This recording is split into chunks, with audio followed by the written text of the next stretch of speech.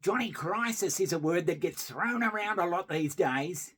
Yeah, it does get thrown around a lot, Johnny, that word. We've looked at a couple of crises here on the Ask Johnny channel. Everything seems to be in crisis.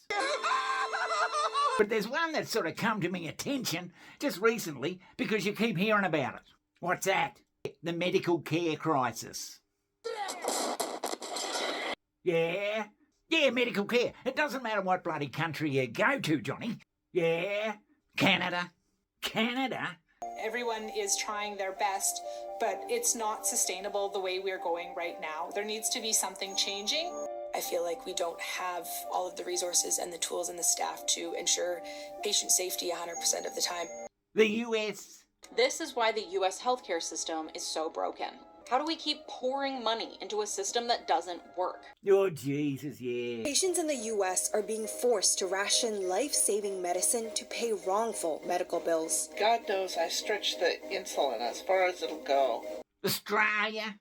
Confronting evidence this morning of the crisis facing New South Wales hospitals, with some patients being forced to wait overnight in emergency departments before receiving help. Meanwhile, the majority of bush facilities in Queensland are operating with fewer doctors or nurses than 18 years ago. Oh my fucking... Great Britain.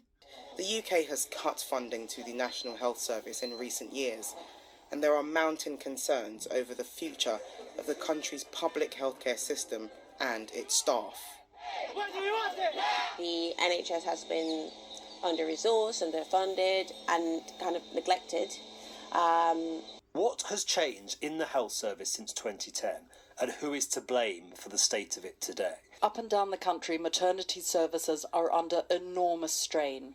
Midwives are leaving a service that's already significantly understaffed. In fact, every bloody... Germany?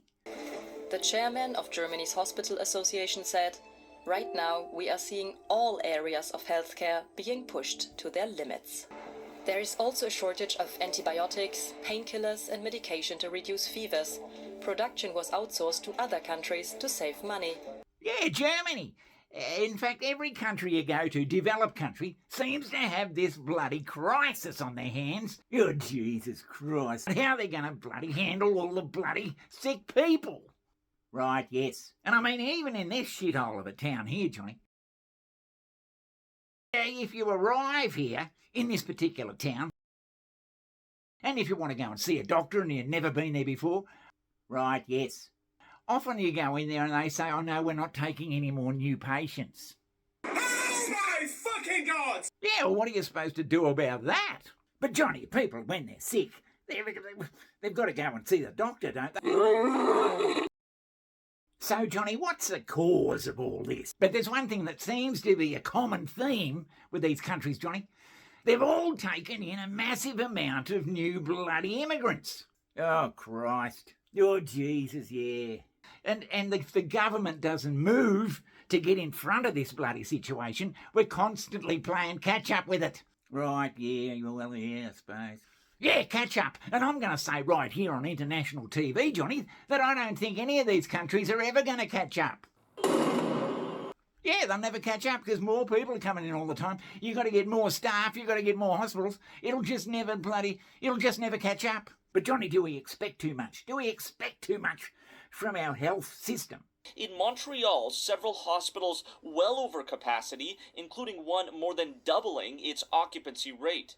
So there's no real mystery to it, Johnny. You've just got millions and millions of people over decades coming in, and your population gets bigger and bigger, but your health services just get a little bit bigger. Now, that's going to cause trouble anyway. So we're just never going to catch up. Even a bloody 10-year-old kid could tell you that.